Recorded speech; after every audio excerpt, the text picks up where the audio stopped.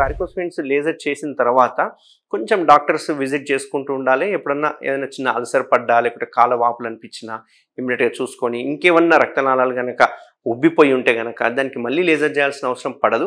But చిన్న చిన్న injections ఉంటాయి, ఫోమ్ థెరపీ అని చెప్పేసి ఆ ఫోమ్ థెరపీ ఇచ్చుకోవడము, లేకపోతే ఫ్లెబెక్టమీస్ అని చేయడము, ఇట్లాంటివి చేసుకుంటుంటే లైఫ్ టైం ఈ ప్రాబ్లం అనేది సాల్వ్ అయిపోతుంది. సో దీనికంటే లేటెస్ట్ మెథడ్ అనేది గ్లూ మెథడ్. మీకు అందరికి తెలుసు, గ్లూ మెథడ్లో అసలు పెయిన్ ఉండదు అండ్ పర్మనెంట్ రిజల్ట్స్ ఉంటాయి. లేజర్లన్నా రీకాన్యులేషన్ అవకాశం ఉంటుంది తప్ప గ్లూలో రీకాన్యులేషన్ అవకాశం ఉండదు, అంటే మళ్ళీ వచ్చే అవకాశాలు ఉండవు. కొంచెం కాస్ట్లీ ప్రొసీజర్, ఎందుకంటే ఇంపోర్టెడ్ గ్లూ కాబట్టి కొంచెం కాస్ట్ ఎక్కువ ఉంటుంది. బట్ రిజల్ట్స్ చూసుకుంటే మాత్రం చాలా బాగుంటుంది గ్లూ కంపేర్ టు లేజర్తో పోలిస్తే.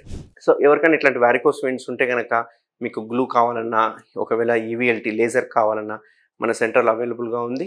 ఒకసారి మనం చూస్తే ఫస్ట్ సీప్ క్లాసిఫికేషన్ అంటారు. ఆ సీప్ క్లాసిఫికేషన్లో ఫిట్ అవుతున్నామా లేదా, సర్జరీ చేసే నీడ్ ఉందా లేదా, సర్జరీ అవసరమా, లేకపోతే ఓన్లీ స్టాకింగ్స్ వలన మనం ప్రాబ్లమ్ సాల్వ్ చేయొచ్చా, ఓన్లీ ఫోమ్ ద్వారా ప్రాబ్లమ్ సాల్వ్ చేయొచ్చా, ఇట్లాంటివన్నీ మనం ఒకసారి ఎవాల్యుయేషన్ చేసుకున్నాక మనం సర్జరీకి వెళ్ళిపోవచ్చు. సో ఎవరికైనా ఈ లక్షణాలు ఉంటే తప్పకుండా కన్సల్ట్ అవ్వండి. Thank you very much.